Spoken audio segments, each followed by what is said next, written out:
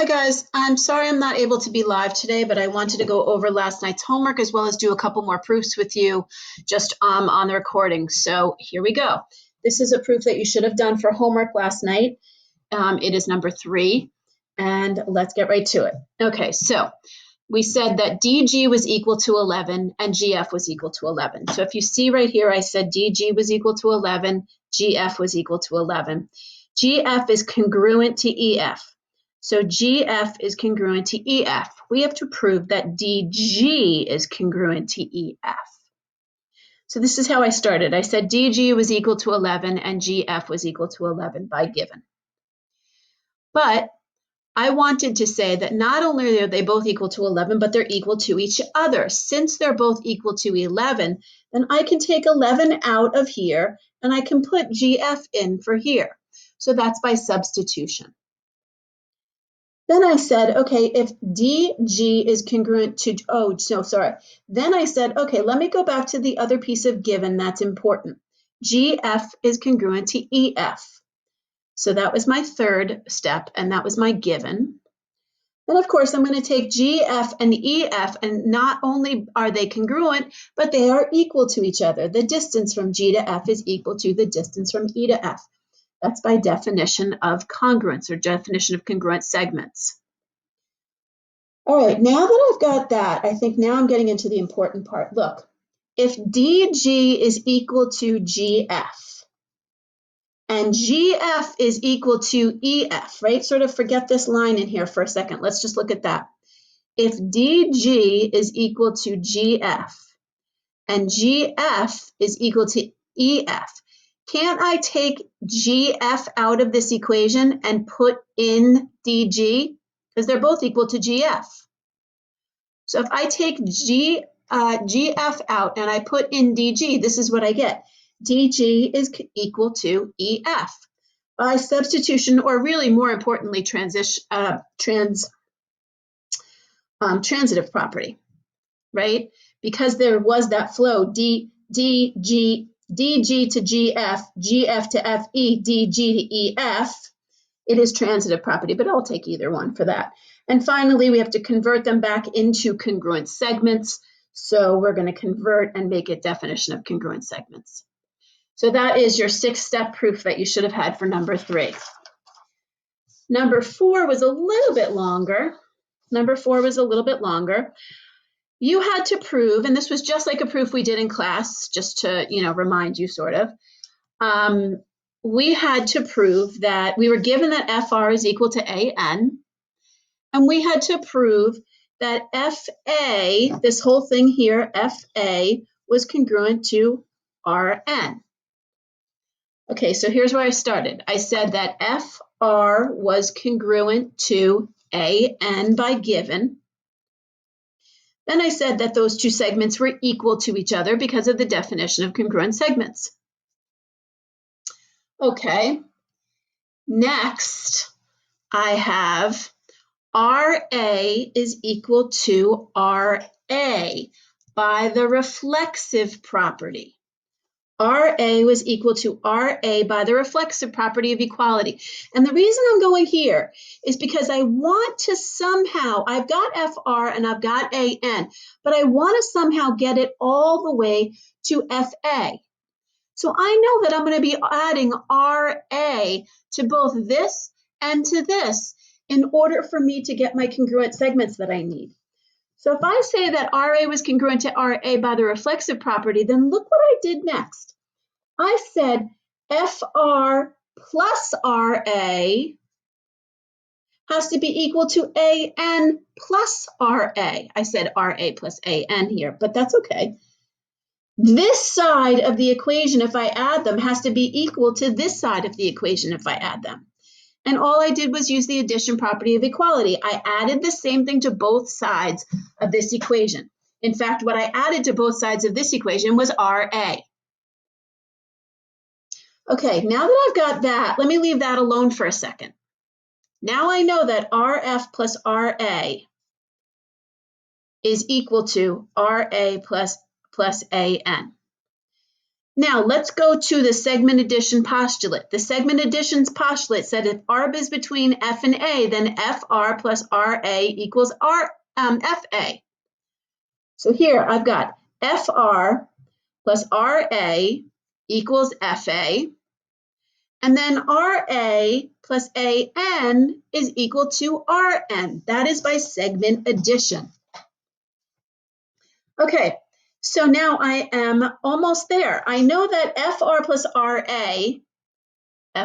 RA is equal to FA. So let me take this out of this equation and put in FA.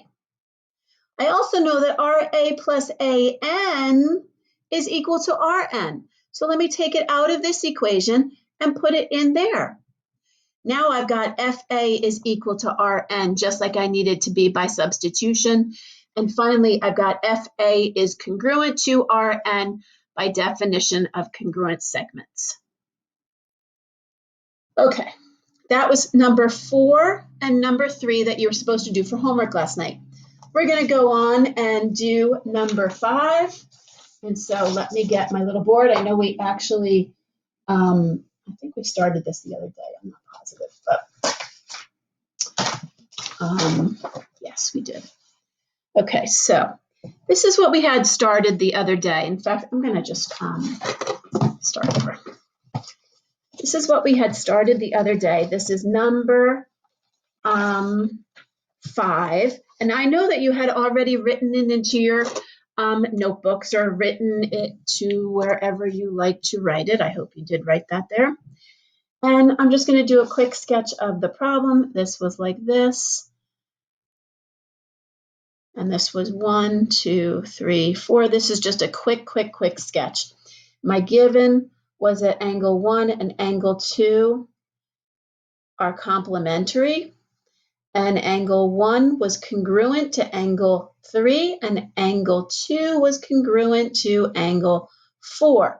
We had to prove that angle 3 and angle 4 are also complementary.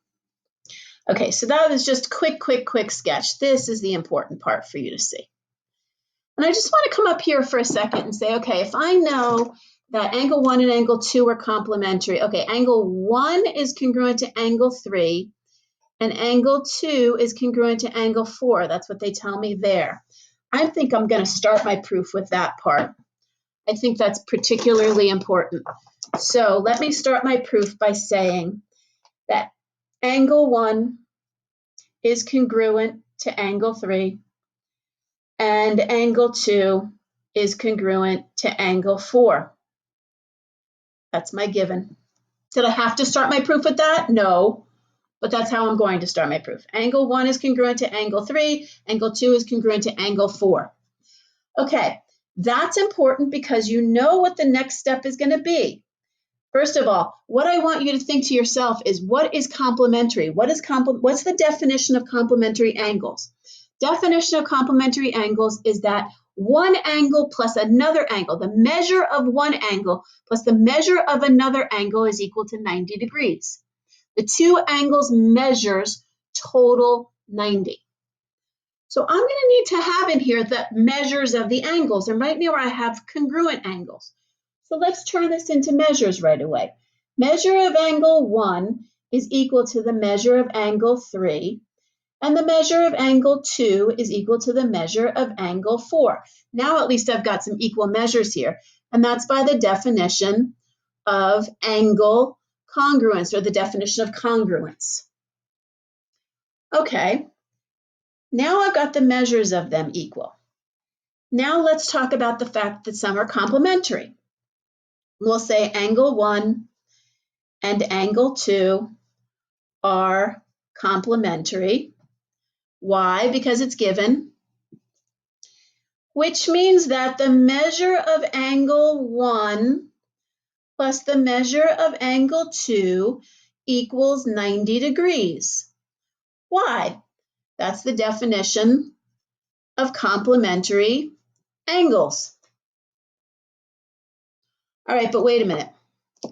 I know if angle 1 is here in this equation, but I know that the measure of angle 1 is equal to the measure of angle 3, then when I get to my next step, I'm going to write the measure of angle 3. Now I know that the measure of angle 2 is in this equation, but I know that the measure of angle 2 is equal to the measure of angle 4. So I'm going to say plus the measure of angle 4 right here. Measure of angle 3 plus measure of angle 4 is equal to 90 degrees. What did I do to get that? I substituted. And isn't that fantastic? Because now I've got measure of angle 3 plus measure of angle 4 is equal to 90. I'm sure you guys are saying to yourself, fantastic. Sure, Mrs. Wasick, yes, fantastic. Okay, why is that so great? Because that means that angle 3 and angle 4 are complementary. Why? Because of the definition of complementary angles. All right, and we've proved it. We've done exactly what we were supposed to do. Okay, next proof. Next proof is number 6. Number 6 is talking about angles again. Okay, and I'm just going to write the given, and we'll do this a little bit slowly because you did not copy this the other day. We said that angle 6 is congruent to angle 7, and we have to prove angle 5 is congruent to angle 8. And we're given this picture. And it says that 5 and 6 are here, and 7 and 8 are here. All right, so let's look at this really quickly. It says that angle 6 is congruent to angle 7. All right, that means I know that this is congruent to this. I have to prove that 5 and 8 are congruent. Well, first of all, how does 5 and 6 relate to each other? 5 and 6 are vertical angles, and 7 and 8 are vertical angles. And I know that the measures of vertical angles are equal, right? Well, that's great. So if I can say that 6 is equal to 7, but I know that 6 is equal to 5, and I know that 7 is equal to 8, well, then that must mean that 5 and 8 are also congruent, or also at least equal in measure, and then that means that they're congruent. So let's go. And again, I'm saying some stuff with congruence versus equality. So my first step right here is angle 6 is congruent to angle 7 because of given. However, number 2, right away, I have to get to some measures. Measure of angle 6 is equal to the measure of angle 7. Why? Why? Definition of congruent angles, or definition of angle congruence, whatever you want to say. Definition of congruent. I don't care if you put angles in there. Okay, so now measure of 6 is equal to measure of 7. I've got that. What can I say about 5 and 6? I'm going to say the measure of angle 5 is equal to the measure of angle 6. And the measure of angle 7 is equal to the measure of angle 8. Why? Because of the definition of vertical angles. We know that vertical angles are equal. We know that vertical angles are congruent. Okay, so now let's see this. I've got the measure of angle 6 is equal to the measure of angle 7. All right, let me do my little magic here again. Look, measure of angle 6 is right here, but I know that 6 is equal to 5. So right here, I'm going to say measure of angle 5, right? I know that 6 was equal to 5, but 6 is in that original equation. All right, let's come back over here. I have this equation, measure of angle 7. Well, what can I put in for measure of angle 7? I'm going to take out measure of angle 7. I'm going to put in measure of angle 8. Look at that. Measure of angle 5 is equal to the measure of angle 8 because of substitution. And finally, my last step here, that if the measure of angle 5 is equal to the measure of angle 8, that must mean that angle 5 is congruent to angle 8 because of the definition of congruence. Okay, ladies and gentlemen, that's it for today. I want you to do number 7 for homework. Number 7 for homework. That's going to be your homework tonight. I would like you to post it on this link, and I will see you on Wednesday. Have a good night. Bye-bye.